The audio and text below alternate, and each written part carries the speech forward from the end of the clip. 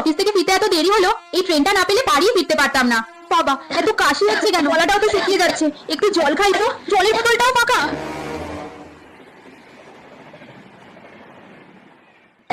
Thank you. জলটা না পেলে আমি আজকে মরেই যেতাম।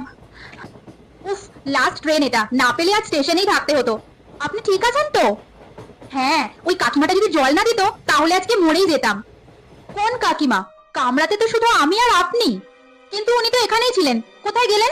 চোর টোর নাকি? আরে না না, অনেক বছর আগে উনি ওনার মেয়েকে নিয়ে কোথাও একটা যাচ্ছিলেন। হঠাৎ মেয়েটার খুব কাশি শুরু হয়, কামরায় তখন কেউ ছিল না, আর ট্রেনও ছুটছিল খুব জোরে। মহিলা পাগলের মতো এদিক ওদিক খুঁজছিলেন যদি কোথাও থেকে একটু জল জোগাড় করতে পারেন, কিন্তু জলের অভাবে মেয়েটাই গেল মরে। মেয়েটার শোকে মহিলাও ট্রেন থেকে ঝাঁপ দিয়ে মারা যান। তখন থেকেই এই লাস্ট লোকালে কোনো মানুষ বিপদে পড়লে উনি সাহায্য করেন, তবে ভয় নেই, উনি জ্যান্ত মানুষের মতো বিপজ্জনক নন। সত্যি, মা মরে গেলেও তার মায়া মমতা বেঁচে থাকে, তাই না?